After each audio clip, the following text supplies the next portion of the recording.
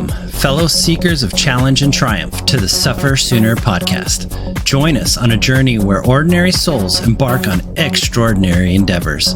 From the relentless grind of gravel to the punishing gauntlet that is triathlon, we've tasted our fair share of suffering. So fellow endurance warriors, let's lace up our shoes, strap on our goggles, and dive headfirst into the challenge, knowing that with every step, stroke, and pedal forward, we grow stronger together.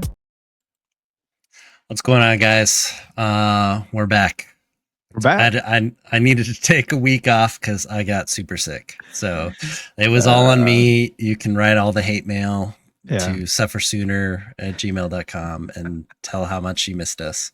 It was all my fault. I couldn't talk. It would have been some kind of fever-induced rant if we had the podcast. It might have been fun. We should have done it anyway. I would have actually liked to have seen that.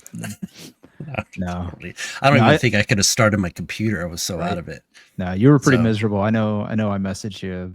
I think to go see if you wanted to go do one of our runs or something. You were done. I could tell by the response in your message that you were cooked. Yeah. So I was not. That's the sickest I've been in. I don't know, forever. Like it wasn't training induced or anything, because I mean your training load has been super light for the last couple of weeks as we've been transitioning into run. So yeah, it was something the kids brought home, either from hockey or from school, and then it tore through the whole house.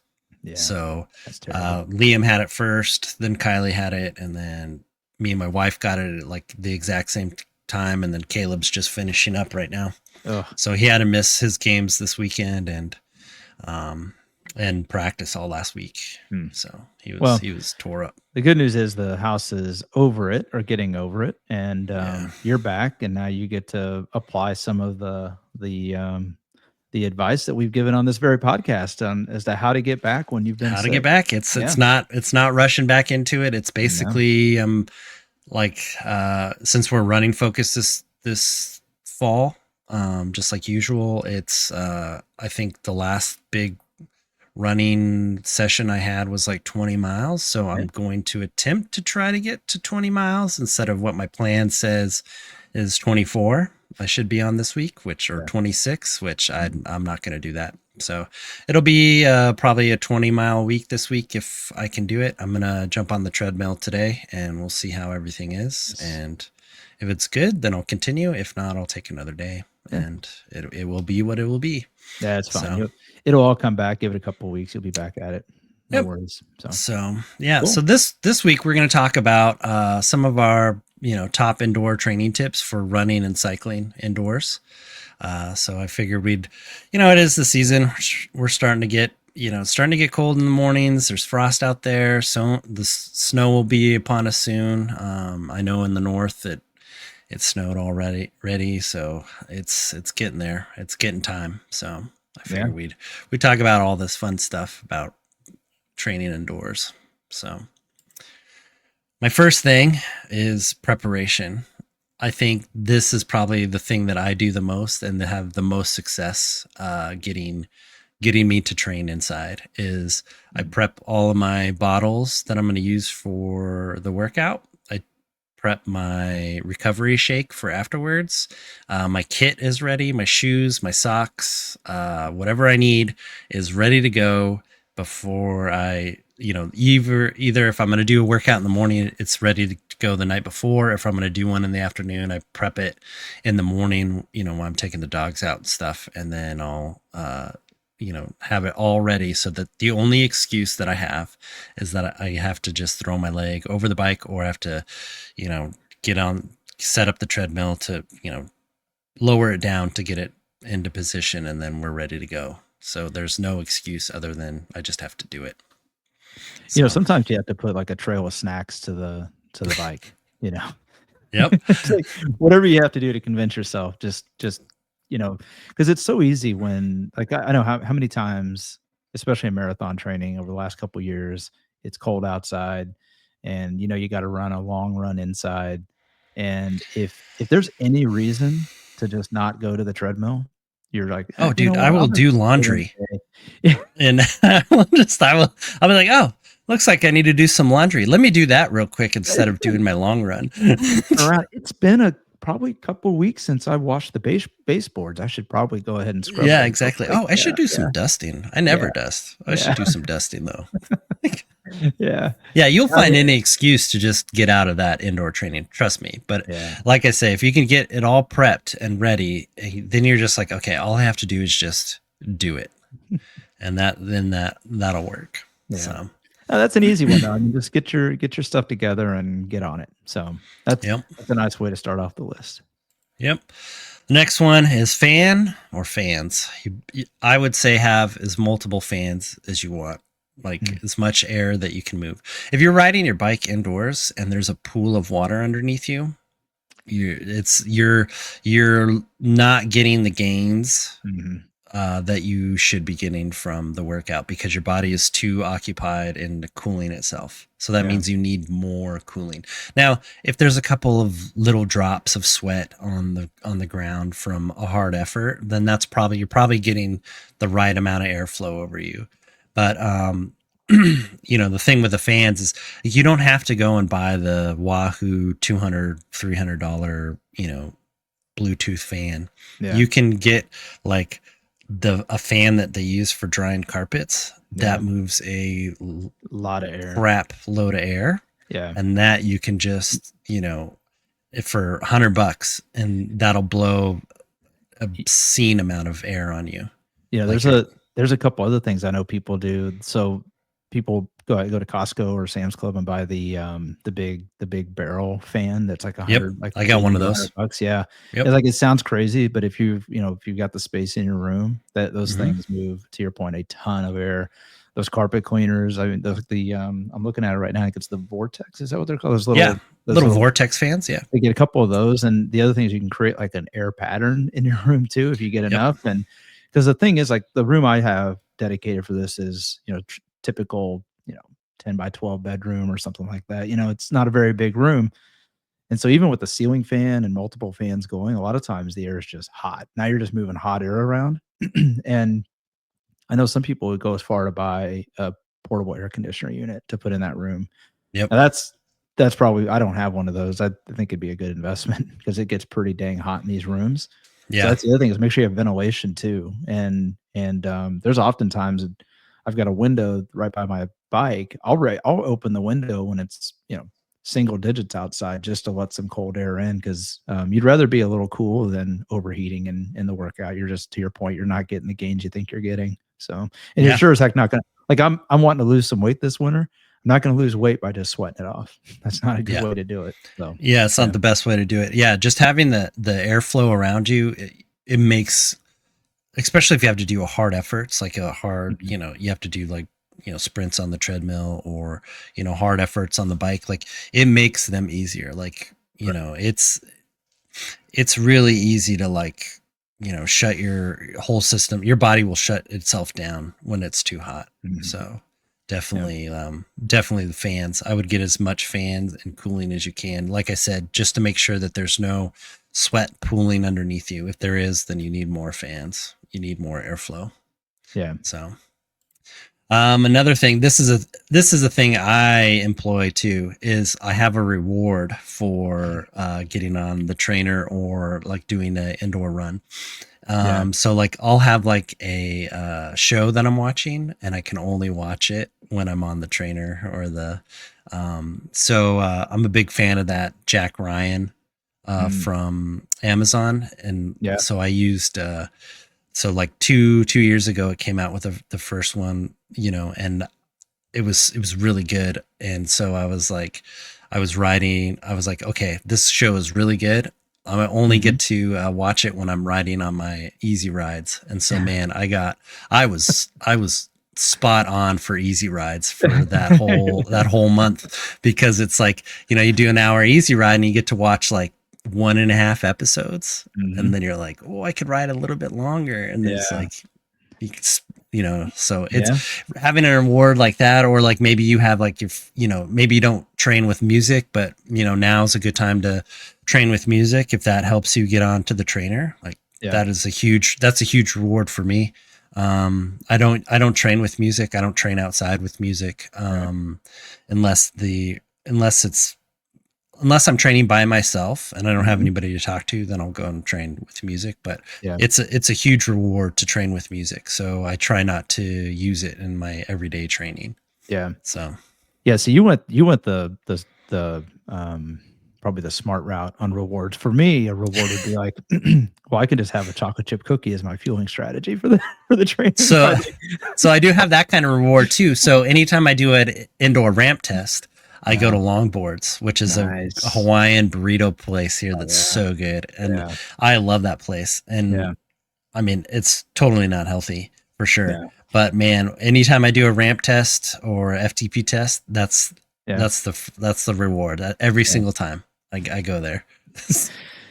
Sometimes and it's tough, like, not every week, but especially in the early days, it's like you can still be motivated, but man, when you start getting into the cold of February and you've been inside for, 3, 4 months already and just yeah, you gotta find everything possible, Yeah, and Get that's yourself why I a nice say dinner.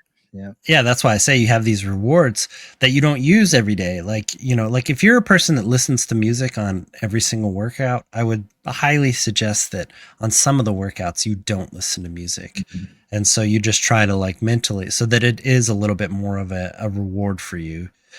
So then it's like, oh, and I do it too. Like I'll go through the first interval and I'm like, man, this is hard.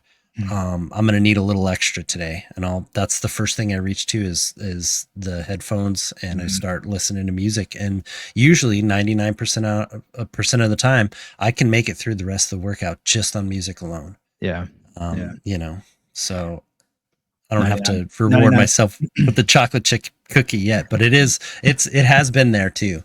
I Yeah. have done that before too. Oh, that's good stuff. So, So alright, next one, focus on yeah, technique, right? I mean, the thing is it's so easy to get in there and just zone out, and you talk about the easy rides or even if you're doing intervals. Intervals, I think it's a little easier to stay focused because, you got the hard effort coming up, and it may be hard to put the power out that you need or the running pace that you need, but you're putting the effort out or something close to it. A lot of times on these easy rides, especially if you got a 2 or 3 hour indoor ride, how boring does that get? No matter how many TV shows and rewards and everything else. So a lot of times what I'll do is I'll take like a alternating like 5 or 10-minute blocks and I'll focus on different parts of the pedal stroke. Or if I'm running, I'll intentionally adjust my technique on the treadmill and just see like, hey, is there something I can be doing to get more efficiency? Maybe my heart rate can drop a beat or two per minute and generate a little bit more efficiency on the treadmill. But it's um it's really important, I think, because this is really your opportunity. You're in a controlled environment, and you can get a ton of, like, pedal efficiency if you just do some basic drills. yeah, So, feeling the full 360 of the pedal stroke and, maybe you've got a dead spot in your pedaling technique and focus on that. Break it up into the quadrants and do those types of things to help get the efficiency where it needs to be. And then hopefully if you do that consistently a couple times a week over the course of the off season, you get back outside and next thing you know, like everything starts to feel a little bit easier outside too. So, um, I think yeah. it The helps you mentally stay checked in. the technique stuff for me is huge.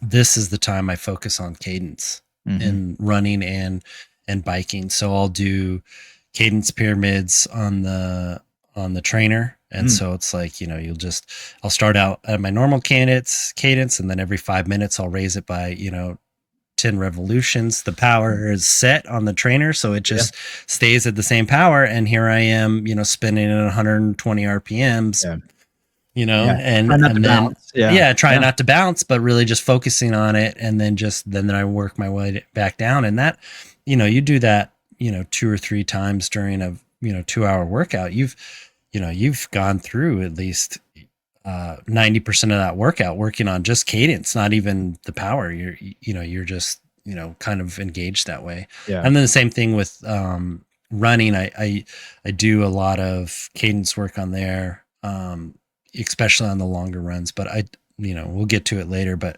I'm not a big fan of running super long on the trainer or riding super long on the yeah. trainer either. So Do you notice on the treadmill when you do cadence, do you notice you, run at a higher cadence on a treadmill versus outside or lower? Yeah. Do you have a difference? Yeah, so I run faster because Faster the cadence, you mean? yeah, Yeah. the belt helps. Mm. I mean, it's That's fair. basically pushing your foot backwards Yeah, faster. And yeah. um so it's kind of nice. So like when let's say you run, I don't know, like I run 160 outside, I Mhm. definitely run like 165, Yeah, 168 inside. And yeah. so then I just usually try to like bump that up to like 175, Yeah. not too far off from my normal cadence, but like, you're trying to up it, and then maybe you do a couple little, you know, little faster cadence sections, Mhm. and then there's the other part too, like you were saying, like working through the quadrants, and then the other part with running is like, where are you landing? Are you landing on your Yeah. head, your Yes. heels, your mid? Like, how is your foot Yeah. interacting with the treadmill? And so you're just trying to get that feeling of like, can I feel my foot strike the treadmill belt, and can I Mhm. feel where it's, am I landing underneath my hip? Or you take some video of yourself and you look and you see, well, am I heel striking? Am I, you know you just, have one of your, have a friend or your wife or spouse, or Yeah. your kids, just take a little video of you, like 10-15 second video of you running on the treadmill, and then you can start to see like, oh, okay, this is some stuff I'm doing, and Mhm. then you can start to correct that kind of stuff, Yeah. especially on the treadmill. And then you go to the outside and you're kind of like engaged in your mind of like, okay, I know that I tend to heel strike. So let me just, as we're running outside, I'm going to spend the first 5 minutes of my run just really focusing in on trying to, pull that foot Mhm. underneath my body. And then, of course you're going to forget about it in 5 minutes or whatever, Yeah, I notice when I'm on the treadmill, I typically run about 180 steps per minute, and which is outside great. yeah, Yeah, outside what I outside, me and you run the same cadence, because I know yeah, we tend up yeah, locking into step all the time. So I'm yeah, just like, yeah, and when I've been out the last couple of times, especially since you were sick last week, I was out by myself, and I was, you know, typically hitting that 175 to 180, and when I was doing a couple of intervals, I was able to get up into the 190s, which is really new for me. I was nowhere near 190s last year. And I don't know why. I don't know like why all of a sudden. I don't know if it's because I've been running on the treadmill more this fall. Since just the weather's been okay, but it's just for my schedule. And obviously now with daylight savings, it's just a lot easier to get the run in the evening. So I don't know. It's going to be interesting to see if the treadmill work and focusing on some of the cadence work on the treadmill is going to start translating outside. So I I can tell you it's a lot more efficient. When I could see yeah, why people, it now it clicks with me. I've always known, obviously you run at a higher cadence, you can be more efficient, but like now I actually feel it. So I mean, I'm kind of excited to see how that works out. So yeah. cool. And then the old Zwift, My Whoosh, Ruby Entertainment. Yeah. Just do whatever gets you excited. Like if you want to ride around with avatars, or you want to ride outside real routes, whatever gets you excited to Mhm. train, or is something that you can tolerate, then get it, and that'll help you train inside too. I mean, Right. some of these, like Zwift has running and I do riding, I do a and lot of the then running on Zwift. yeah, It's I have to say it's better. It's better than I probably thought it would be. It it's weird because there's not a lot of people that run in because in the cycling side, there's always somebody cycling around you and your avatar. But on the running, you just got a bunch of cyclists passing you. Although when you get on steep grades, it's kind of nice because you're yeah, running you're like, whatever what's your up, pace is. losers? What's going on? See you later. Yeah, But no, all kidding aside, it's great. And then now with Wahoo came out with the kicker run, yeah, and now it does the automatic grade adjustment. And so I think it's going to be really interesting. That's a super expensive treadmill. It's like $5,000, I think. yeah. But I Um, mean, like, it's like if you're dedicated like we sure. are, I mean, it's something that we're looking at anyways, Yeah. Yeah. I mean, but I have to confess. I mean, I've been looking at them. I just can't pull the trigger on one right now. But I think stuff like that's the kind of thing. It creates that motivation, and a typical treadmill. Like I fully understand. I'm kind of turning into one of those like the treadmill. Like nobody Yep. wants to run on them. But I will tell you, Zwift helps to kind of break some of that up, and it gives you something to stare at, and a lot like cycling, it's just there's targets out there like, oh, I got to get my 400 meters in, so I can just I can pick a spot on there and go just like you do outside. Pick a target, get past it, move on. Um, if you haven't used Zwift for running, I would say give it a shot. Yeah. I wouldn't buy it just for that, but I would say give it a shot. It's worth trying a couple of your training runs out with it. So Yeah, and it's relatively inexpensive too. Like that's once part of your you package. Yeah, yeah, once you have it for the it bike. comes with Zwift. So if you already had a subscription, like I think the foot pod that you can get for it's like $29, and it just Sure. measures off of your treadmill, so you don't have to have a And special treadmill or most whatever. most of the Garmin's now you can do virtual run. Yep, you can So do I think your so. Garmin's from like 1983, but the Yeah, rest of us, yeah. mine's the first version of Garmin is right here. That it doesn't have that. It still calculates everything the old school way. Well, you still got you got the monkeys that are inside trying to figure out Yeah, what you're doing trying to with figure it out, slide rules and slide rules everything. and Yeah. abacus and all that. But no, I mean, even like on my Garmin watch, I don't use the virtual run feature because it's kind of duplicative. If you Hmm. just use like the HRM heart strap, it calculates all the running dynamics in the strap. Yeah. And it connects directly to your Bluetooth through to Zwift, so it can get all your pace, everything. Now the pace is a little wonky sometimes. Like Yeah.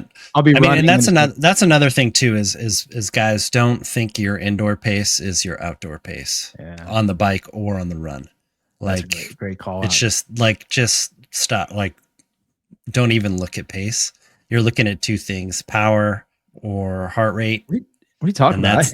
and I that's start kind of I start running. I'm doing an easy run, and it starts saying my pace, and I'm like, oh, I'm running along at 9:30 on here, which is I can tell it feels about like a 9:30, like I'd run outside, and then all of a sudden it'll drop down to 11-minute mile, and I'm like, come on, everybody on Strava is going to see this, and they're going to start yeah. judging me. Yeah, Yeah. That's the first thing I look at is like, oh, was this an indoor ride? Because my easy rides indoor, I'm going 20 miles an hour. yeah. I'm Trainer like, Road, I'm like, Trainer I'm Road like, loves to give you some extra speed. I think yeah, they gives you unless some you're riding like speed when I do the trainer road I think workouts, you're but riding a kid's I'm bike on like, oh, Trainer trust Road. me, Yeah. I'm at 110 watts or whatever that easy ride is. I cannot, Yeah. unless there's a strong tailwind, then I will then I say can't I go will say, 20 miles an hour. yeah, right. Not at that not at that power, but I will say Zwift has gotten. I think it's gotten a little better with being more realistic with pacing. The Yep. only thing I would say is if you ride Zwift individually, I think it still gives you a little bit higher speed than what you really would on your own outside. I always feel that it gives me like, I think it's because I'm like I put my like heaviest weight in there. Sure. And so like it really, like I'm like, man, I've been riding pretty hard, and then it's like, Yeah. oh, you've only gone 15 miles for the last hour. Yeah. Yeah. I'm like that's not true. I think what I've noticed is the speed that Swift calculates, whether I'm in a pace group or I'm not on Swift, is about what the speed outside would be if I was in a pace group. Yeah. So, like for me, I think it actually gives me a little bit faster speed. So it calculates I've done more miles than I really have. Again, why are we getting hung up on these things? It's you shouldn't really be worried about it. The point is just to get an effective workout. But Hmm. it's kind of one of those things like it gets in your head, right? So don't let that be distractions. Like so, we talked Yeah, about I've using seen these people freak applications. out. Yeah, Yeah, don't. because they're like, I can ride 20 miles an hour inside. Why can't I ride 20 miles an hour outside? Exactly. And I'm like, Right. because you're outside. Right. That's why. Right. Like Yeah. the outside Yeah. is different. It's not inside. So Exactly. yeah, Exactly. don't get hung up on the numbers. Just worry about your perceived effort, your Yeah. power, and your heart Yep. rate. Yep. So, Exactly. So cool. All all right. right. Next one. This is probably one of the biggest things that people don't do is they just like don't clean their setup. Like Mhm. I've since I've worked in a bike shop, they'll be like, well, I had I had my bike on the trainer for Ugh. 4 to 5 months. And then you're like, oh no. And they're like, my handlebars have disintegrated, the Yeah. aluminum, and just Right. horrible. Right. So like, Just all please, like rusted the up best thing mess. you can do for your bike and for your treadmill is about once a month wipe everything down, because sweat is Right. one of the most corrosive things. Salt water is the most corrosive thing that is out there. So you don't want it to get on Yeah. your bike parts. You don't want it to get on bolts and all that stuff. So just wipe everything down. clean it, wash it, just get it. It'll last longer, be better, and it'll thank you for it too. So Yeah, I think and I bought the kicker bike. Gosh, has it been 3 or 4 years ago now? I yeah, think crazy. And I bought that for the very reason you just talked about. Like, I don't want to put that wear and tear on my road setup or my gravel setup. But even those things, like, and some people use like Pelotons. I've seen some people use a Peloton bike and think that they're maintenance free, and they generally are. But you should at least wipe them down. Like, to your point, keep yeah, them clean, because that stuff is so corrosive. And there's, like you said, all the salt and sweat, and like I've actually I my handlebars on my kicker bike, like the bolts are all crusty and rusted up, and I'm yeah, just like, oh, I'm just waiting one of these days to wake up for a sprint effort, and my handlebars are gonna just yeah. fall Everything's off just gonna of start falling fall forward. apart. Yeah, Yeah, yeah, yeah. yeah. So yeah. Anyway, but yeah. Oh, All right, number limit 7, Danny. This is limit one of my indoor to favorites. quality workouts. Yeah, yeah. Because I Yeah, mean, and I do this in the summertime. Like I don't care if it's in season or not. When I need to hit a workout in specific intervals, I go to the trainer, because where else do you get the ability to control all the parameters of the environment to make sure you can hit a sustained power and I'm not going to run into a stop sign or yep, traffic. Yeah. yep. So Or it's gonna be like too hot and just you're out there melting. So yeah. yeah, so I mean on the treadmill side, I do that too. Like um if we have to do hard efforts in the summertime on the treadmill for running, I do them on the treadmill. But on the winters, I usually use the treadmill for just like maybe hour and a half runs. Because Mhm. if I'm going to be out there for like my long run, I might as well Yeah. just dress up and go out and run 2 hours outside. And if it's Yeah. snowy or whatever, then yeah, I'm just going to run a little slower, but I'm going to be out there for 2 hours. Like it's not a big Mhm. deal. Like you're Yeah. still going to you get time on the feet. It's not so much like, oh, I have to go and run, 20 miles in the Right. snow uphill both ways, you know. Like it's not Yeah. that kind of thing. I just Yeah. but I would rather not run 20 miles on the treadmill. I think the most I've ever ran is like 18 miles on a treadmill, and I swore to Mhm. myself I would never do that again. So Yeah, I'd have to go back I and look. Oh, go ahead. Yeah. yeah, I just limit the treadmill work to 90 minutes or less. Especially if it's nasty outside. Like there's no way you're going to be sprinting when there's ice on the ground. Like that's not smart. Like just Right. go and do your Yeah. hard efforts on the treadmill. Like just You know, save yourself from getting hurt. right. And we've done so I you mentioned like 18 miles on the treadmill. I can't remember. I have to go back and look at what my longest indoor treadmill run is, but I'm with you. Like, you get to a point where it's just, because the other thing too is everybody, unless you've invested in a top of the line treadmill, like even those, your your style, your gait is different on a treadmill. And so what are you really getting out of 2 hours, 3 hours running different than how you do outside? And maybe different good, different bad. I don't know, but I just don't know that you're getting quite what you think you are. Um, and if you're worried about the aerobic side of it, then jump on the bike.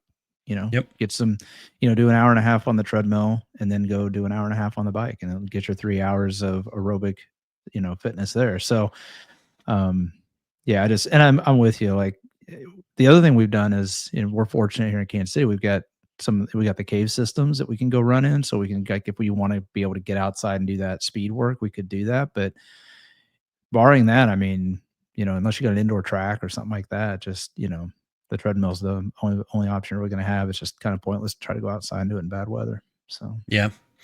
Yeah, just it's always that payoff, right? Like of, your risk reward. you And can hear all I the would people now like, well, you can't control weather on race day. I'm like, yeah, well, yeah, well, I'll it's do not it. like I'm going to be racing in the If I'm gonna ice, if I'm gonna be you know. racing in a snowstorm, I'll I have to probably consider won't that. be.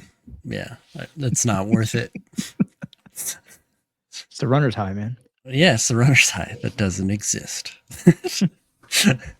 So this is one thing that I've heard about people have used to prolong their indoor bike sessions, like a rocker plate or just riding their long rides on rollers.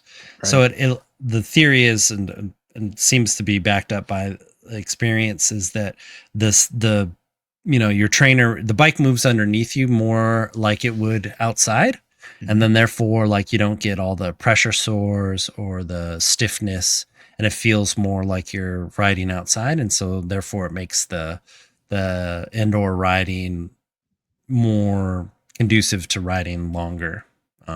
You know, and me and you have put on some 4 hour epic rides before, Mhm. and maybe doing it on a rocker plate might have saved my sanity and Yeah. my undercarriage for We sure. did we did, we did one of those, Zwift events a couple years back that was like a 100-mile because it was a Yep. double XP day or something.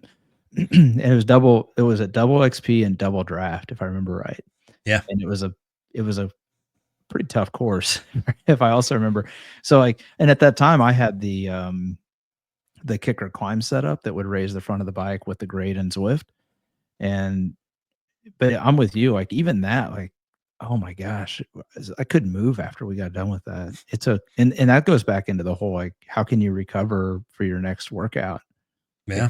the indoor riding for long times like that, like, unless you've got your setup perfectly dialed in, and even then, it could leave you debilitated after some of those epic days. So, um, yeah, I think the now rollers, I've got a set of rollers. I keep talking about these sets of rollers. I bought them and I just it's like I'm almost too nervous to use them consistently, but it's more about just finding the right place because, like I said, I got a small room I'm got all this stuff in. But I do think the rollers would make the most sense. I think the rocker plates are interesting. I've seen a lot of them up for sale now, so I don't know what's going Mm. on there. I don't know if people are convinced now maybe they're not that great, but they were the hottest thing ever for a couple of years there, and I don't know. I see several of them for sale, but Yeah. you I know, just think that eventually you get to the point where just riding indoors for that long is unless Mhm. you're highly motivated, it gets really hard It to does. do. Yeah. So again, I'm not advocating that you ride 4 hours at a time. You Yeah. can you can easily break that up to 2 2 hour rides. You can Yeah. ride 2 hours in the morning, go and do your day and then ride 2 hours at night. Like Yep. there's no difference. Your body cannot tell whether or not you rode 4 hours straight Right. or 4 hours broken up. It Yeah. can tell in your lower back and your muscles from just holding yourself up. But I mean, Yeah. if that's what you're trying to train, then I guess go for it. But other than that, like there's not, I don't see much benefit in riding 4 hours in the middle of winter unless you have some kind of super epic bike Or ride planned or in early February. right. Right. Yeah, exactly. It's just, yeah. Again, it's the reward versus the cost of and toll on your body. So Yeah, and I like the rollers part because you have to engage your core to ride rollers. It's you have to be like it's not easy to ride rollers. Like it takes some skill. So like yeah. that's learning a skill and you're also doing some training. So it's kind of the best of both worlds. You get to work on your balance, your core stability, that kind of stuff, and you're also just riding easy. So Mhm. I'm all for rollers. I love rollers. I Yeah. think they're kind of the hidden gems of easy rides. Well, they've been And lost to all the technology of trainers and all that kind of stuff, and I love my Wahoo kicker, right, and the kicker bike and all that. Those of us that have in probably the TAC X and all that, like, those are all great pieces of equipment, but I think you're right. I mean, I see more and more people that kinda go back to the old school rollers and no, they don't I mean, some of them you can get them as to where they have, like, variable tension that will hmm then they could even be controlled, with, yep, like, an amp plus control and all that kinda stuff, but I think to your point, if you're looking for something to make the 2-hour ride a little bit more bearable, having that sort of road feel under you and that, you know, less wear and tear on yourself, that's a good thing for sure. So, yeah. And cool. then number 9, Mm. remote control outlets. This is a huge thing. So like I have my fans hooked up to remote controls so that like I saw this. I didn't know where you're gonna go with it, so yeah. So alright. so like you just in the like when you start, like I'm in the basement, so it's cold at first. So I don't need like gale force winds blowing on me like in the beginning. So then Yeah. I warm up, I get my warm up in, and then I can start turning on All the fans. all the fans that are set up, and then create my little vortex or whatever going around me. But yeah, that's a huge thing, because otherwise you have to hop off, plug it in, make sure it's pointed right, like you do all that stuff. Like again, it's another thing where if I were to hop off, I'd probably just be like, meh, I'm done. Yeah. This Right. is a Right. good enough warm up. I'm done. You know, I'm out. Yeah. I'm out. So it's the same thing, and the same thing with the then I can use it on the treadmill too. Like like you don't need all the wind on you in the very beginning.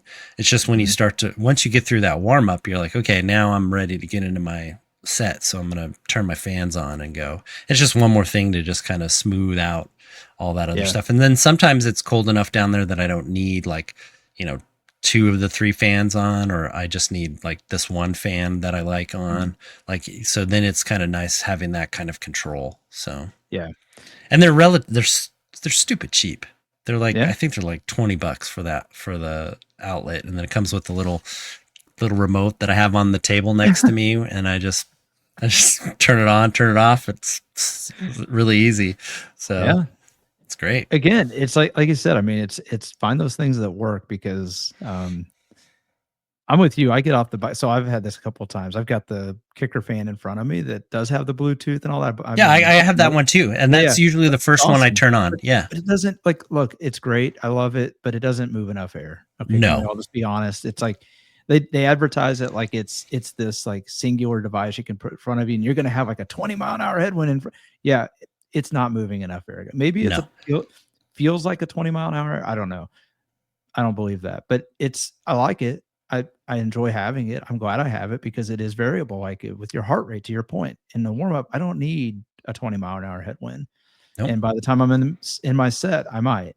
So that is pretty nice. But I'm with you. Like, there's been times I forgot to turn it on, or there's been times that it didn't connect to the heart rate sensor, and so it. I'm in the middle of warm up, and I realize, oh crap, this thing's not on. And I'm starting to And just sweat's burn just up, pouring sweat down just your yeah, it's like and then, yeah, I get off I'm like, "Shit, I gotta get off the bike now," and if I'm with you, I get off the bike, I'm like, "Oh, I gotta get back on." Yeah. But yeah, it's, I think you're right, it's just another one of those things, like, if it works for you and it keeps you on there and you don't have to jack around with it, go get it. So, Yeah. It's nice. definitely just one of those it's not a need to have, it's a nice to have. It's For just sure. like I say, I use it way more than I probably thought I would ever use it. Like Yeah.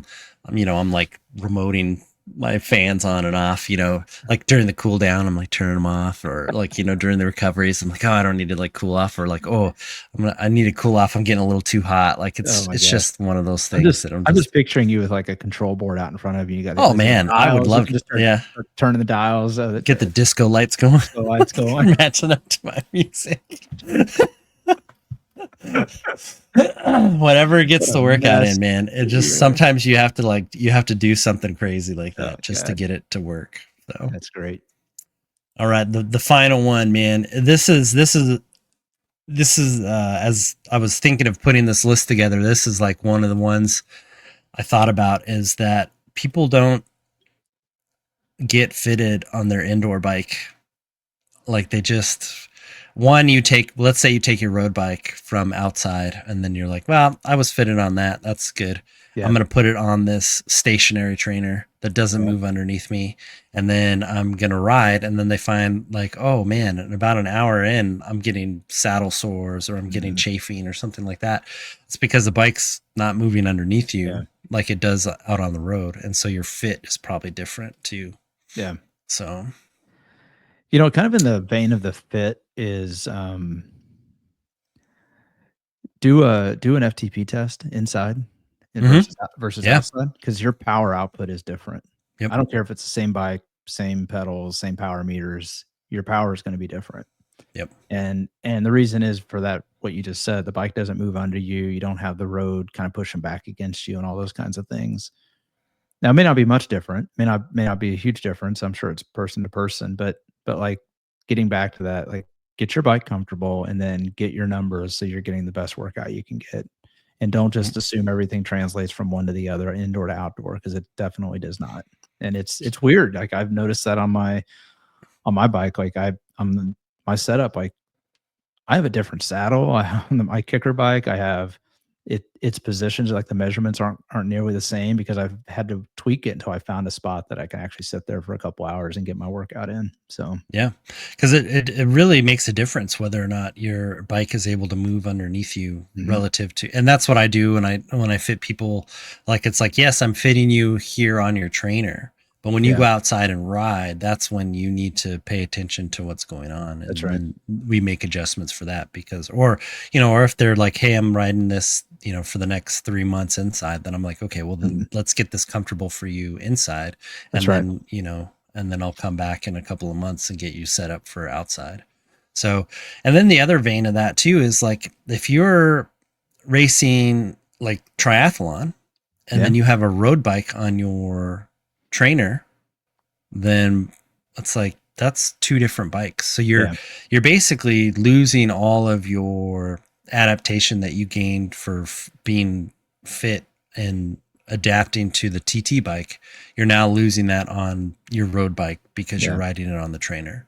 yeah, So if you can try to get that one bike that's on the trainer as close to what you're going to be racing on. yeah, So like for us, for you and the kicker bike, our first races coming up are going to be gravel races, so your kicker bike is going to be set up like your gravel bike, exactly. and then That's it'll slowly morph into whatever we're doing, you know in the later after gravel season. So if we're yeah, going to do triathlon, it'll kind of morph into your TT bike. If we're doing some road stuff, then it'll morph into more of your road setup. yeah, Whereas if you don't have a kicker bike, you use, like for me, I don't have that. I just put my so right now on there is my road bike, and then that'll be on there for the next couple of months. yeah. It's more aggressive than my gravel bike, Okay. but the position the luckily for me,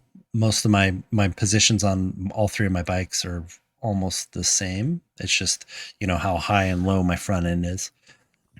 But Yeah. yeah, but when the new year starts and we're going to start getting into gravel season, I will take the road bike off, and Mhm. it'll be the Gravel gravel bike. bike Yeah. put on the trainer. So Yeah, I mean, um, that bike position is huge. yeah, because you spend all this time trying to race the Mhm, race, and you're sitting there riding. And let's say you ride indoors 3 times a week, which is mhm. pretty normal for us, and then we ride a weekend. On the weekend, we ride, outside. And if Yep, I'm riding indoors 3 times a week on my TT bike, and I right. ride outside on my gravel bike, well, that's two Whole different. totally different Well, positions for me. and so not only is it just obviously a different position, but, like, your your back muscles feel different, right? Your Huge. It's muscle so much engagement can different. feel Yeah. different, right, And the right, recruitment too. Like you right. go from something that's, my TT bike is totally trying to be more glute dominant than Mhm. quad dominant, and then we're going to gravel, which is more quad dominant than glute dominant, and it's just like I'm riding. It takes me 10 to 15 minutes to figure out which bike I'm Yeah. on if I do that. Yeah, and that was never more real to me than when we got done with the Colorado trip this year, and we'd been riding the road bike for months, getting ready for that, and it's a much more aggressive position. And then after doing the gravel bike, I kinda got so used to the road bike, then we came back to the gravel bike, and it was like a whoa. Took a Yeah. good week or 2 before I felt like I could, put the same power down and everything, like, everything started kinda coming back together because the such an extreme difference in the fit and the how you sit on the bike, and like you say, the the recruitment, but then also just how your body feels, and Yeah. how, so it's the same thing with an indoor bike. There's no way, I don't care how many adjustment points your like the kicker bike has, or how much your outdoor bike may, you know, the measurements may look the same inside. It is different, and you can make sure you account for that. So, Yeah, you definitely need to, like, especially for you, since you're not, and we've talked about this before, is like you just riding your gravel bike on the rollers, and and then just doing your intervals on the kicker bike, so then mhm, you don't because you have it close, but it's Yeah. and you were saying it, you like, it's like, I have it close, I've measured it. He's like, but I don't have it exactly the same. And so, Right. yeah, it won't, unless, like I say, unless you're putting the same bike on the trainer. And even my gravel bike on the trainer does not feel like my gravel bike outside. Like Yeah. it's not the same bike. It's Yeah. just not. So, Yeah. but yeah, just getting that stuff, definitely get fitted. You should be getting fit before you head into the into the winter months, just Yep. because your fit has changed, and you should get fit when you get out of the trainer, because maybe you worked on your flexibility and stuff, and now you can fit more aggressive. So I mean, Right. that's happened too. So, Yeah. but yeah, Good stuff. alrighty, So that's the that's all I list. got for the list. So Nice. Well, so we got a little surprise this week. yeah, So I'm excited. we were thinking about some different ways to spice up the show a little bit. So I wanted to do some rapid fire response. Of course, we want to get into some conversation about this stuff, but I've got some questions here that might be related to some of the topics we covered already. So maybe we can rehash some of that. But I'll probably throw one or two in there that don't relate exactly to all the topics today. Okay. So what I want to do is gonna ask you a couple questions, and we're gonna maybe debate it a little bit and get some real time reaction to things. All right. Okay. Number one, are indoor workouts truly as effective as outdoor training? Mm. Uh, Instead of saying it depends, I'm going to say yes. I think they're more effective Really? than outdoor, Okay. unless, and this is unless, you're actually training the course you're racing. So, example, let's say that you have 5 or 6 30-second climbs. You can program that into the trainer, and you can totally do that. Yeah. But you don't have to be out on the course to do it. So if you're out on the course, you can totally just go and ride those, 5 or 6 climbs, get a feel for them, pick the best line. That's going to be a more effective training than training inside. But Yeah. unless you can race the course, then no, I would say indoor training is by far more effective. Yeah. I tend to agree, and I mean just the fact that if you want a proof point for this, go look at your last and pick one. Go look at your last outdoor ride, and then look at your last indoor ride, and tell me how many minutes of your outdoor ride were spent in active recovery versus your indoor ride. Yep. Because you're going to see your outdoor ride, you have so much time where it's just natural. You stop pedaling for various reasons. Maybe you're on a downhill and you just kind of lose focus, and you do what we always talk about not doing. Don't ever stop pedaling, but Yeah. people do. And so I think you end up getting a lot better, more higher quality workout on indoor rides, by far. Yep. But then the question is does it adequately prepare you indoor training? Does it adequately prepare you for outdoor riding or an outdoor race? Mm, that's a good question. We know a lot of Yes. people that train primarily indoors. Yeah. They race. So if you're racing triathlon, yes, it'll adequately prepare you. If you're racing gravel, no, because you're not getting bike handling skills. Yeah. And whatever, you can tell yourself you're blue in the face that you're a good bike handler, but until you're out there actually railing You corners want and putting your bike through stuff, you're tell you not. what. I'll tell you what, let's have a track stand competition. I'll be on my kicker bike and you can get on your gravel bike and we'll see we'll see who wins. Yeah. I mean, you Right? can't develop that stuff on a indoor trainer bike. So like, yes, Yeah. you just, for technical courses, you need to ride outside. So if your triathlon has a lot of turns, you should probably ride outside more, Yeah. just because turning, railing the turns, making sure that outside foot is down, not clipping your pedals. That is all technical aspects of riding your bike that Take it for granted, don't you? Yeah. take for granted riding Yeah. inside. Yeah. And if you're riding gravel, then you should definitely just be riding. You should ride Yeah. outside I can't argue and with any of that. be more technical. Yeah. it just helps. Like it just makes you faster. It makes you faster at picking lines. It makes you faster, especially for gravel.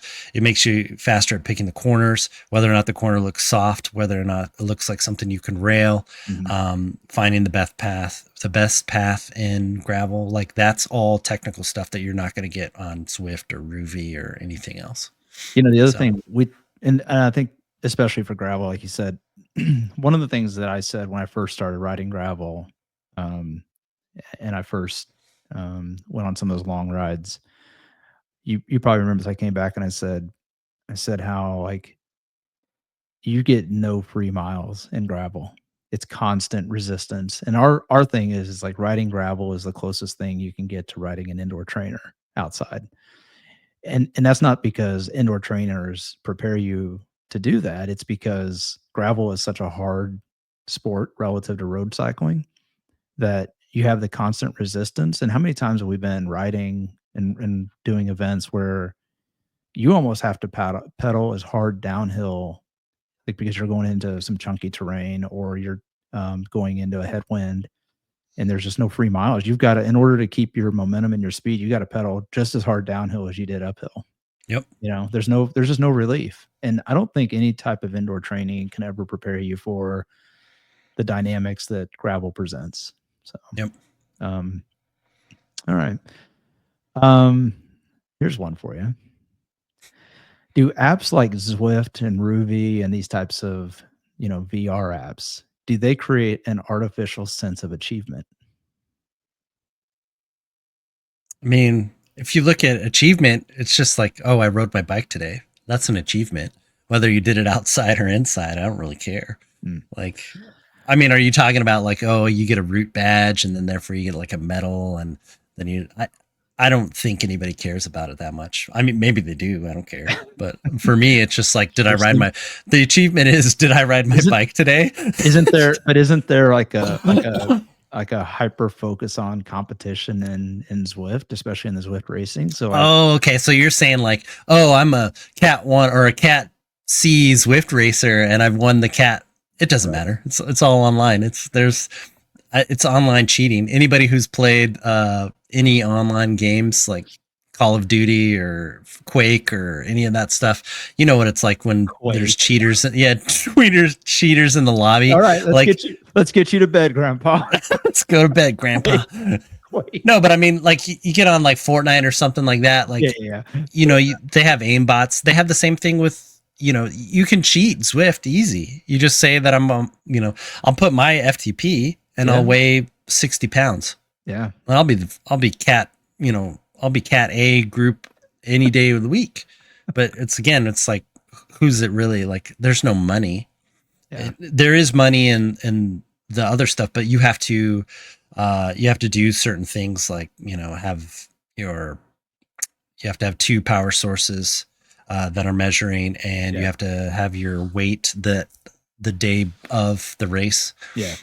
So you can't, it's harder to cheat, but again, you're racing for money. But I What don't. about what about so take it away from like the racing side of it. What about artificial sense of achievement? Like I rode for 2 hours at a 20-mile-per-hour average pace.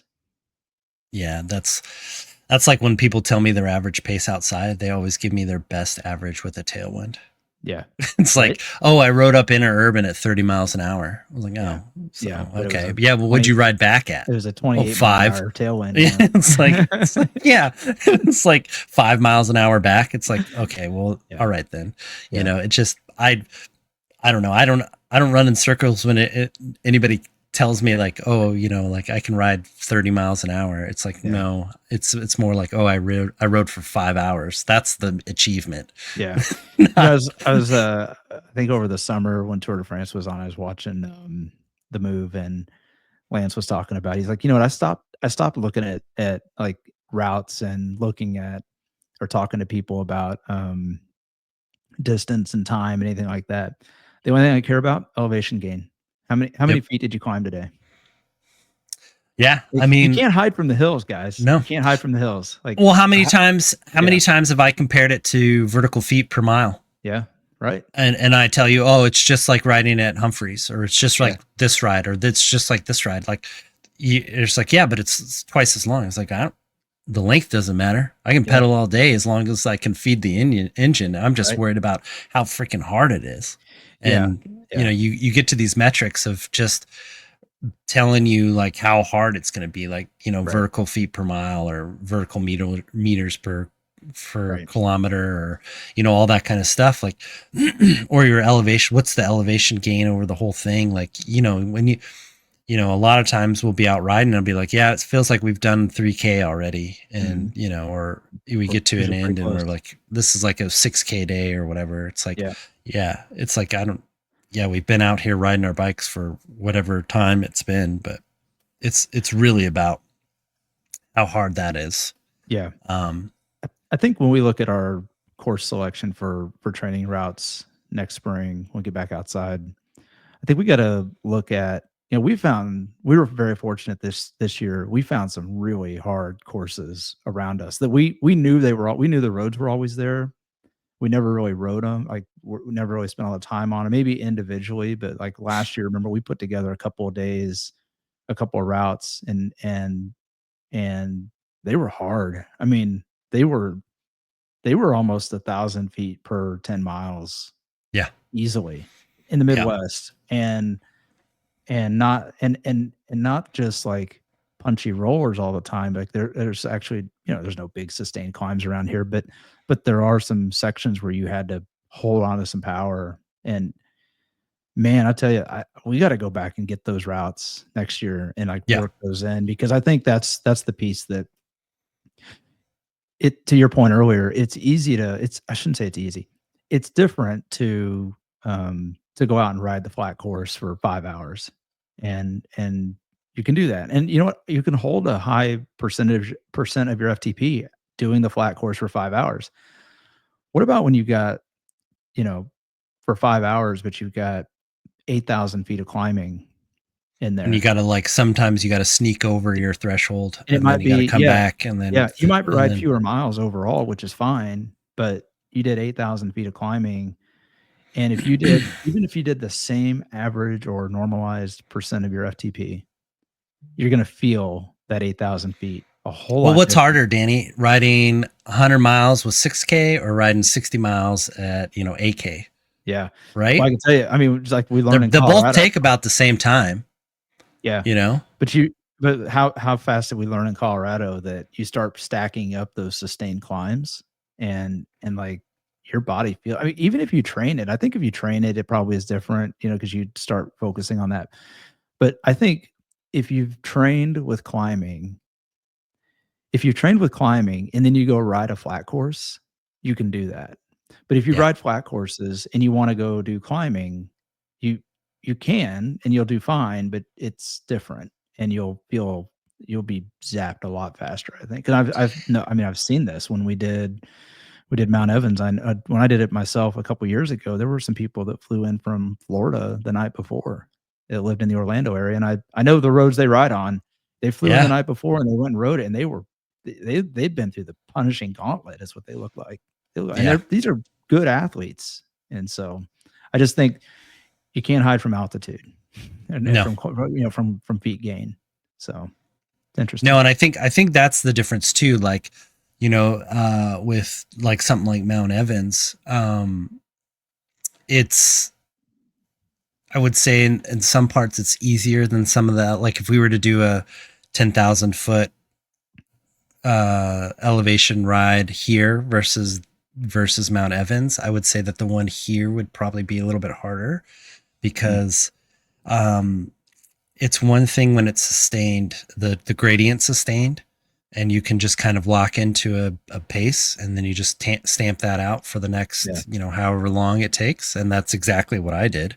yeah, And then, but when you have a, like, you look at like, Unbound or something like that, that's got 10K of yeah, climbing, that, it's not, every single climb is completely different from the yeah, last, being yeah. steep, being loose, being, how its length, it's, Yeah.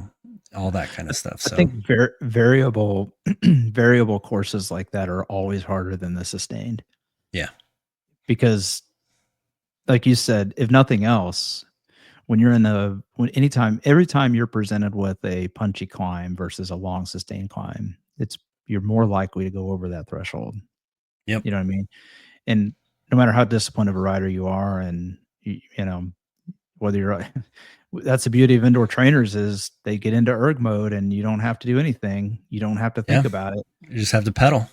which is something that we didn't really talk about today. But the whole erg mode thing is like turn that off every now and again, and then see how it feels, because it Yeah. does feel different. So Yeah, winter training is the time then I turn off erg mode and I ride it I don't. resistance mode. Nah, So I it just don't. I figure like I need to be like more distractions or whatever to make it so I have to pay attention more. But yeah, in the summertime I don't. I just put out the watts and then just go. All right, last question. Just suffer. Last All right, question. last question. Let's go. This is an easy one. Does indoor training lead to burnout more easily than outdoor training? No.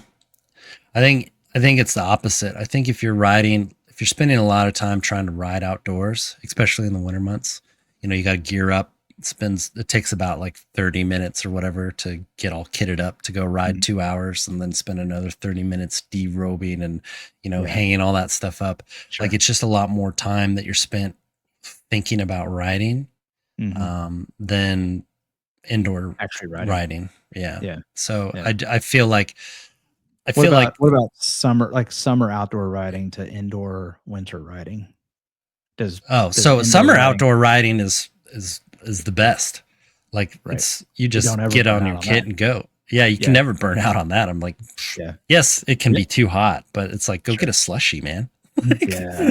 Get a slushie and enjoy the day. Like just relax. Yeah. But yeah, when it's winter, if you're trying to ride outdoors in the winter, just putting in all that. Oh yeah. No, I think outdoors in the winter, it's like there's a lot of, I hate to that would lead to burnout for sure. Well, for you, sure, yeah, especially for all of us, I think, because you're spending so much time not riding, doing everything just to ride, and it's like, oh my gosh, like, yeah. But I think, I think if you're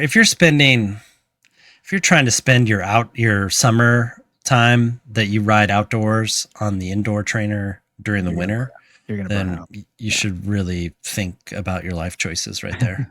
Like, go do something else, man. Go learn how to ski, go play some pickleball. Like you can. And the way I would say it is that like trainer hours are worth twice as what outdoor hours are. So like every hour you spend indoors is worth 2 hours outside. So I tend to think of it more like 1.5, 1.25, but it's whatever. It's loosely, but it's just like, so if you were riding, let's say like 15 hours a week outside in the summer and you wanted to carry that into the winter, then you only really need to ride 7 hours.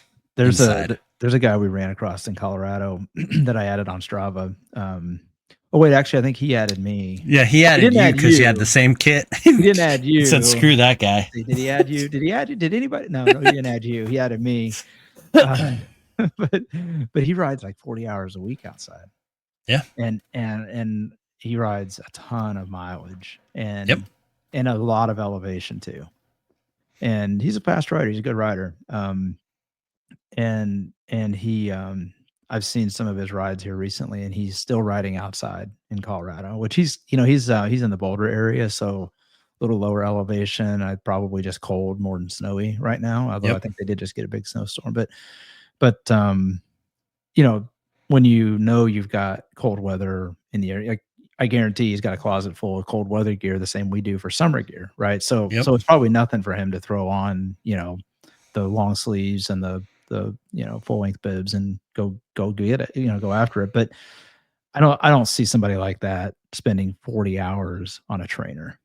No. To your point, it's like they're going to feel like they probably, I have to guess maybe 25 or 30, which doesn't that sound god awful? 30 hours on the trainer. But I mean, if you're that's where your dedication level, and he's obviously a more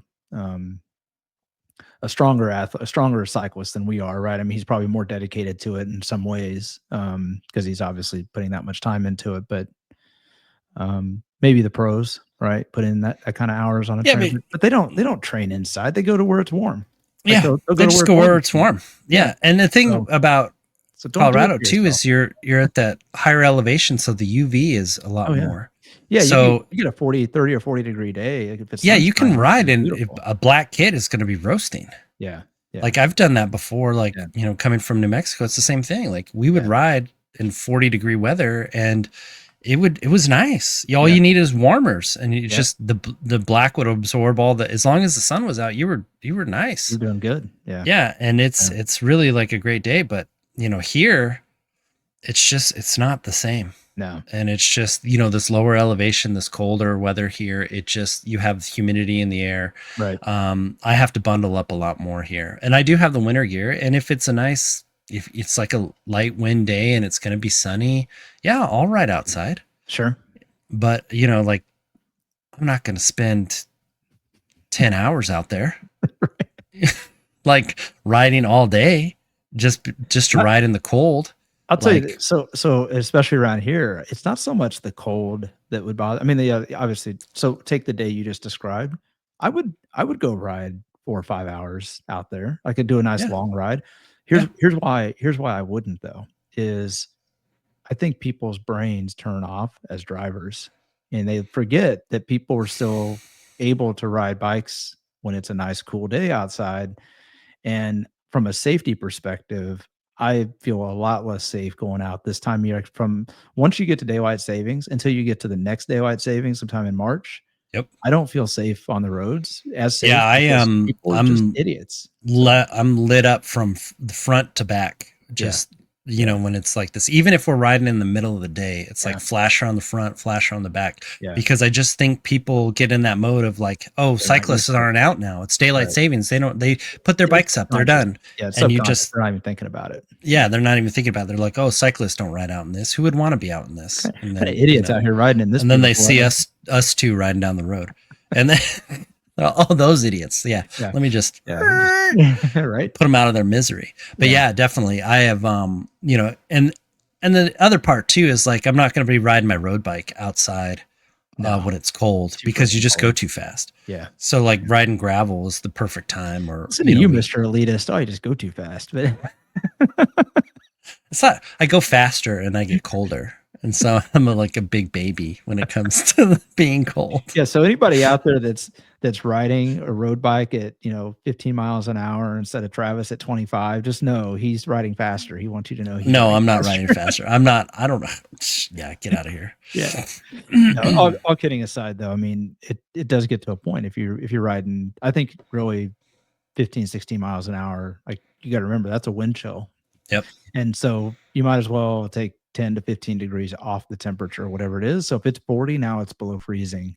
Yeah. And so, yeah, I'm with you. I get the gravel bikes out, and if you ride a road bike at 11, 12 miles an hour, go ride the road bike, enjoy it, Yep. bundle up and enjoy it. Have a good day. I think this is also a good time of year to go ride like for us, the Katy Trail, and Yep. things like that, Or mountain bike trails, and just bike work trails. on some slower skills and stuff Yeah. like that. I mean, that's the perfect time for Yeah. this type Yeah. of stuff. Yeah. So Get out in the grass fields of your local park and work on doing, wheelies, or yeah, how it feels to actually rail a turn. And if you mess it up, you just fell in some grass. yeah, no big deal. It's not, Yeah.